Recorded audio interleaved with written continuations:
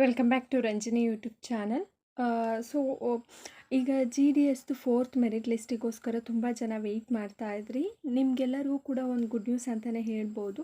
4th merit list release ಆಗಿದೆ. ತುಂಬ ಜನ ಹೇಳ್ತಾ ಇದ್ರು 4th ಮೆರಿಟ್ ಲಿಸ್ಟ್ ರಿಲೀಸ್ ಆಗೋದಿಲ್ಲ ಅಂತ.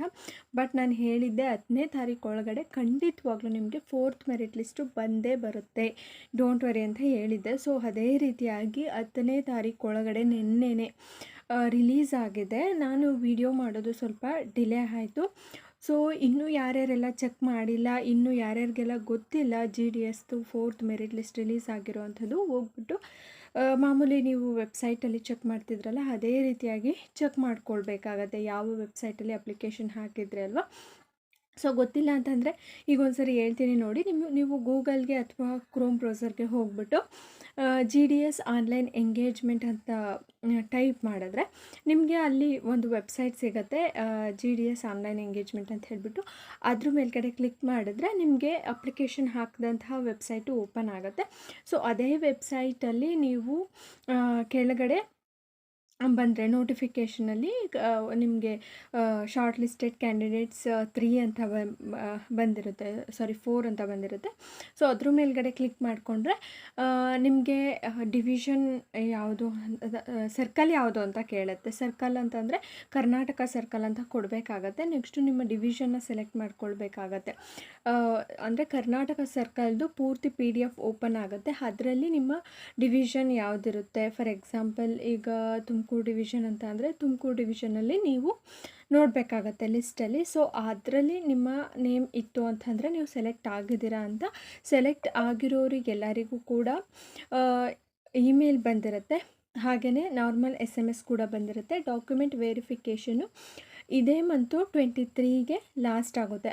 ಅಷ್ಟರೊಳಗಡೆ ಯಾರ್ಯಾರೆಲ್ಲ ಸೆಲೆಕ್ಟ್ ಆಗಿದ್ರೆ ಅವರೆಲ್ಲರೂ ಕೂಡ ಡಾಕ್ಯುಮೆಂಟ್ ವೆರಿಫಿಕೇಷನ್ನ ಅಟೆಂಡ್ ಆಗಬೇಕಾಗತ್ತೆ.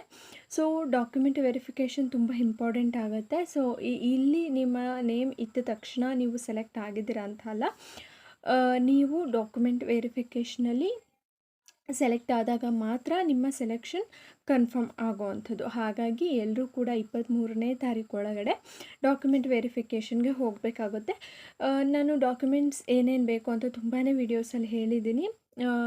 ಏನಂತ ಅಂದರೆ ನಿಮ್ಮ ಆಧಾರ್ ಕಾರ್ಡು, ಹಾಗೆ SSLC ಮಾರ್ಕ್ಸ್ ಕಾರ್ಡು, ನಿಮ್ಮ ಕ್ಯಾಸ್ಟ್ ಸರ್ಟಿಫಿಕೇಟು ತುಂಬ important, caste certificate, medical certificate, EWS ಇದ್ದರೆ EWS ಸರ್ಟಿಫಿಕೇಟು, PWD ಇದ್ದರೆ PWD ಸರ್ಟಿಫಿಕೇಟು, ಇದೆಲ್ಲನೂ ಕೂಡ ಬೇಕಾಗುತ್ತೆ. ಕಂಪ್ಯೂಟರ್ ಸರ್ಟಿಫಿಕೇಟ್ ಕಂಪಲ್ಸರಿ ಇಲ್ಲ, ಓಕೆನಾ.